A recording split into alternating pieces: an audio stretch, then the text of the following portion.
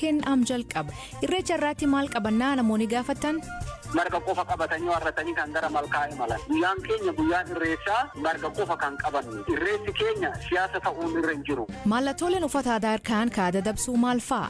Eleellan sana fuudhanii uffata dhiiraa irratti hodhanii argina. Qaaniidha kun. Eleellan jechuun boca qaama dubartiidha. Innis mallattoo furmaataa kan agarsiisudha. Itoophiyaan hojjettoota UNRU'n rakkoo akkamii fiduuf deema? Tarkaanfii akeekkachiisa sana gara hojiitti jijjiiruudhaan tarkaanfii fudhachuudhaaf qoqqobbii sana hojjechuudhaaf qophii akka taate agarsiisa. Biyyoonni kaanis kanuma tarkaanfii wal fakkaatu fudhachuu qaban. Kanaaf oduu dabalatan waliin tura an Asli Galgaloo.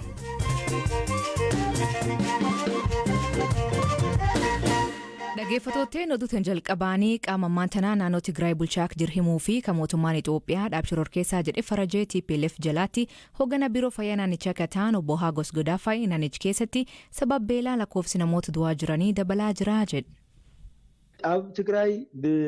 Tigraay keessatti namootni sababa beelaan du'an dabalaa jiru.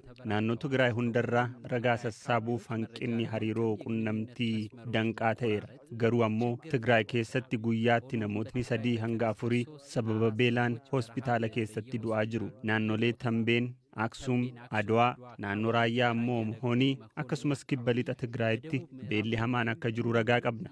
Tigraay keessa daa'imni waggaa tokkoo gadii 200,000 oltu jira. Kan waggaa 5 gad jiran ammoo miiliyoona 1 ta'u. Kana keessaa harki 60 haga 70 naannolee beelli irra marsaa jiru keessa jiraatu. Gara mana yaalaa akka dhufan hedduun sababa beelaan miidhamaniiti. Hospitaalota keessatti muddamni dhalateera. Hanqina nyaataarraa akka ka'e jaarroleen akkaan dhukkubsatan hedduudha. Hospitaala keessatti hanqinni guddoon jiru nyaatni dhibuusaati. Kanneen ciisanii waldhaanamaniif tajaajila nyaataa dhiyeessuun hin danda'amne. Daqiisu zixkam zinbar xumum gilgaalot mahaawun xaxooyin zablaa zalwa.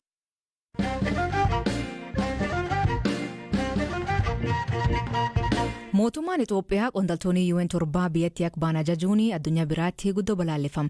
Tarkaanfii kan hordofuun ibsa baaftee Ameerikaan ejjet kan mormuun waan fudhatama hin qabnee fi kan Itoophiyaa irra hin eegamne ejjet haaluma wal fakkaatuun embaasiiwwan UK fi Jarmanii magaala Finfinneetti argaman murtoo kanaan yaadda'uu fi mootummaan irra deebiin akka ilaalu gaafatan. Galaana Balaayee gabaasa qaba.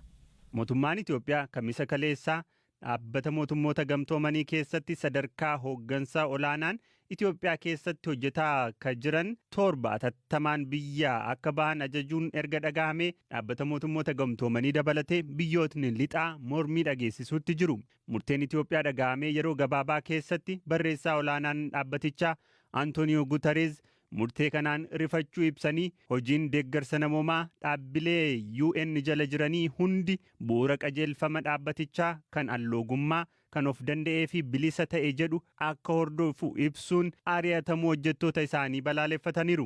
Mootummaan Itoophiyaa hojjettoota UN Itoophiyaa keessatti dhiyeessii deeggarsa namoomaa qindeessan 7 kan ari'atte deeggarsa dhiyeeffamu qindeessuu cinaatti dhimma biyyaa keessa galaniiru. Mootummaa Itoophiyaa muddaa fi maqa balleessuun duula geggeessaa turan jechuun ture. UN'tti aansee dhimma ari'atamuu hojjettoota kanaa akka balaaleffatte US karaa dubbiimtuu White House Jen Psaki murtee Itoophiyaa kana cimsinee balaaleffannaa jette. Manni maree nageenyaa UN fi hawaasni idil addunyaa tarkaanfii hatattamaa akka fudhatus waamicha dhiyeessinaa jedhan dubbi himtuun White House kun. We call on the UN Security Council and members of the international community. Manni maree nageenyaa UN fi miseensonni hawaasa idil addunyaa mootummaa Itoophiyaa irratti tarkaanfii hatattamaa fudhachuun hojii dhiyeessii deeggarsa namoomaa danquu fi lammiilee ofiirraa jiraachuuf waan bu'uura ta'e mulquun fudhatama kan hin qabne ta'uu ifa gochuu barbaachisa. Pireezidaanti Baayiden jalqaba ji'a kanaa warra kaaba Itoophiyaatti waraanicha dheeressan irratti qoqqobbii dinagdee kaa'uuf ajaja haala mijeessee fi tarkaanfiiwwan biroo fudhachuu dandeenyu warra deeggarsa namoomaa danqan irratti atattamaa fi haala murteessaa ta'een fudhachuurraa boodatti hin jennu.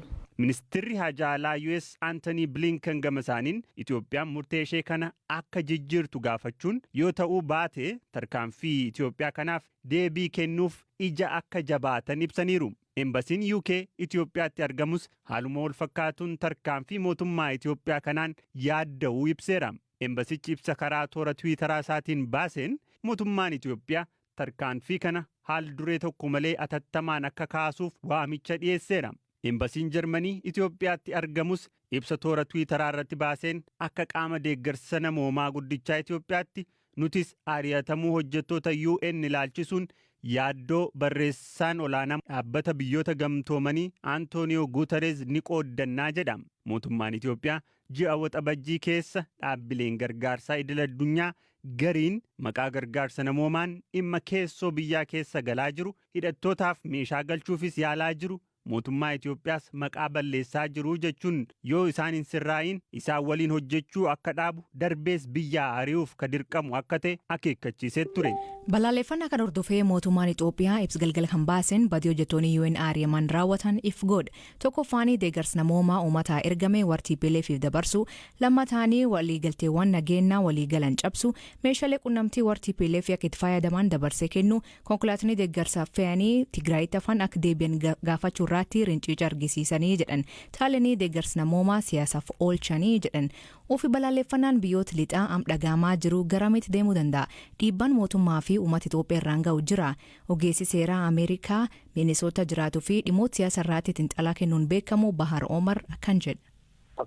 Balaaleffannaan biyyoonni baasaa jiran kun akkuma argitutti biyyoonni kun hojii tarkaanfii mootummaatitti mufachuu isaanii agarsiisa. Manni maree mootummoota waltaanii irraa walgahii kaa'uuf deema. Biyyoonni kun mufannaa akka sadarkaa biyyaatti himatan sadarkaa addunyaatti sagalee tokkoon himachuudhaaf labsachuudhaaf qophii isaanii ta'uu agarsiisa.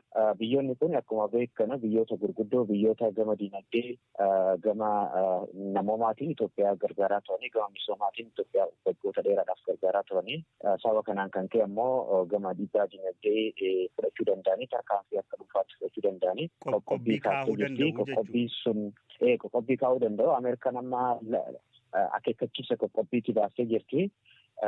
Tarkaanfii amma Itoophiyaa fudhatte kana hordofee immoo tarkaanfii akeekkachiisa san gara hojiitti jijjiiruudhaan tarkaanfii fudhachuudhaaf qoqqobbii sana jijjiiruudhaaf qophii akka taate agarsiisa. Biyyoonni kaanis kanuma tarkaanfii wal fakkaatu fudhachuu qaban sodaa jedhutu jira. Qoqqobbiiwwan amma biyyoonni kun ittiin dhaadachaa turanii yoo raawwatame mootummaarraan dhiibbaan inni ga'uu fi uummatarraan dhiibbaan inni ga'u maal ta'a hagam ta'uu danda'a? Sababa wal waraansaatii fi akkasumas jeequmsa siyaasaa biyya keessa jiruun jireenyi biyya keessaa warradii hammaachaa jira, qaalaa jira. Gargaarsi alaa irraa dhufu kun ammoo dhiibbaan dinagdee sababa qoqqobbiitiin dhufu kun daranaa dinagdee biyya keessaa kuffisuu danda'a. Kuffisi dinagdee ammoo jireenya hawaasaa miidhuu danda'a.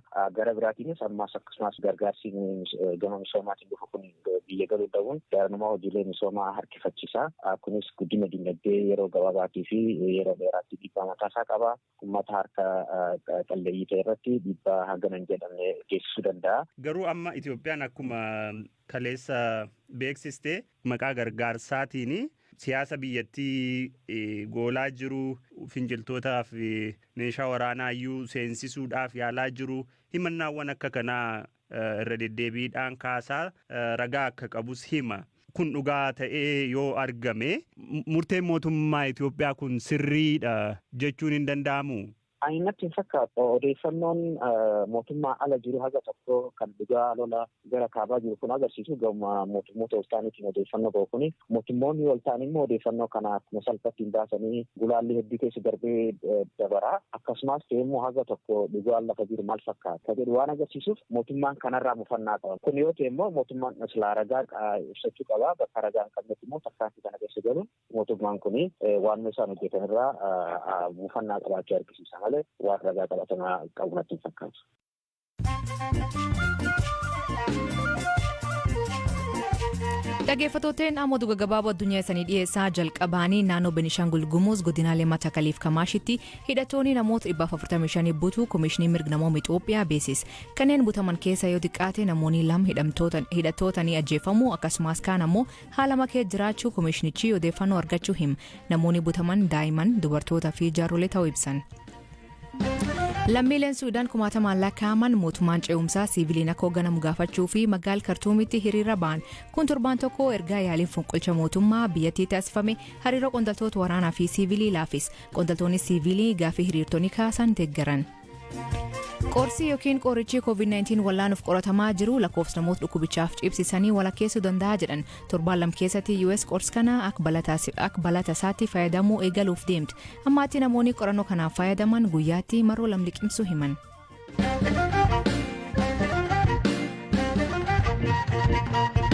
Uummanni Oromoo fi jaallattoonni isaa ayyaana irreecha kabajuu fi gara magaalaa Finfinnee seenaa jira.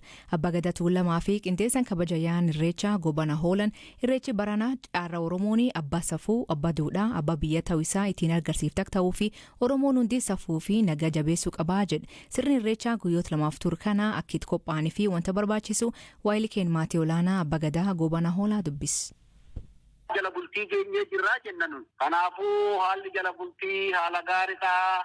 Qophiin jirus baay'ee gaariidha, baay'ee kan nama gammachiisu. Keessattuu bara kana keessatti ayyaana irreessaa kana, ayyaana bal'aa kana, ayyaana Oromoon jaalatu, ayyaana sabaaf sablammiin jaalatu yoo kabajnu wanta lama keessa jennee akka kabajnu uummanni keenya sirriitti xiyyeeffannoo argatee jira.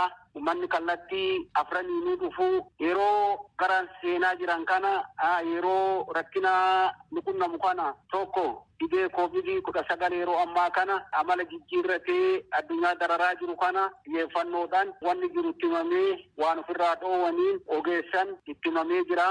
Gara malkaatitti yoo imalan maal akka weeddisaa deeman, qeerroon maal akka weeddisu, qarreen maal akka weeddisu, jaartiin maal akka weeddisu kana sirritti beeku. Uummanni keenya qabatuun kan isaan irra jiru. Qabatuun meeshaa fa'aa aadaatiin ala, meeshaa fa'aa aadaa uffattoo jennu qeerroon keenya akkamitti akka fa'aamu, qarreen keenya akkamitti akka fa'aamu, abbootiin gadaa, jaartiin cimee akkamitti akka fa'aaman kuni duudhaa safuu kaleessa keessa dhufne. Kanaafuu jaalala kabajaa sabaaf sablammii qabnurraa kan ka'e namoonni hedduu gara malkaa uffattoo imalan marga qofa qabatanii warratanii kan gara malkaa imalan. Guyyaan keenya guyyaan irreessaa marga qofa kan qabannu. Irreessi keenya siyaasa ta'uun irra hin jiru.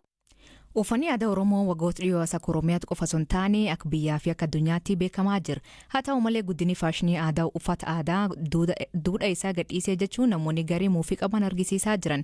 Yeroo irreechaa kana namuu uffata diizaayinii babbareedaa uffatee gad ba'uuf deema. Garuu aadaa Oromoo irratti wanta godhamu hin qabne beektu. Dhimmoota aadaa fi afaan Oromoo irratti qorannoo isee kan hojjette barsiiftuun Yuunivarsiitii Wallaggaa Dr. Halimma Jibriil waa'ee uffata aadaa akkanaan ibsiti. Hamza Husseent dubbis.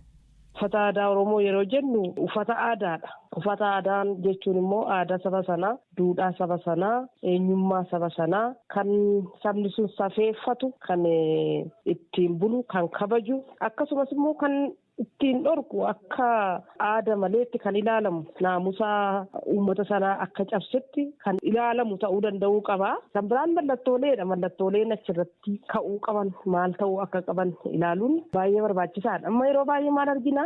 Elelan fuudhanii kan dhiiraa irratti yeroo akka fakkiittis akkasumas elelanuma sana fuudhanii uffata dhiiraa irratti hodhanii argina. Qaaniidha kun. Elelan jechuun boca qaama dubartiidha. Innis mallattoo hormaataa kan agarsiisudha. Yeroo uffata dhiiraa irratti fuunee elelanni maxxansinu dhiirri ni da'a kan jedhu wayii fakkaata. Kanaaf isa kanallee beekuun barbaachisaadha. Kan biraaniif kan gidduu kana namoonni baay'ee irratti ka'anii yaada kennaa jiranii haala diizaayinii isaati. Safuu qaba uummati kun. Oromoonis gaafa dhala isaa guddisu safuu uummata sanaatiin guddisa. Kana jechuun dubartiin kabaja qabdi. Qaamni dubartii kabaja qaba. Akkatti uffachuu qabdu beekamaadha jechuudha uffati aadaa. Amma namni hunduu amma miillaatti amma koomeetti garbutee uffachuu qaba kan jedhu ilaalcha akkasii hin qabu. Haa ta'u malee garuu amma qaamni isaanii mul'atuutti baay'ee nama qaanessa waan akkasii. Baay'ee nama qaanessa. Dhaggeeffattootteen sagantaan har'aa ganuma torbaan guutuun waliin turuu keessaniif ulfaadha isaniin jedha. Oduu dabalataa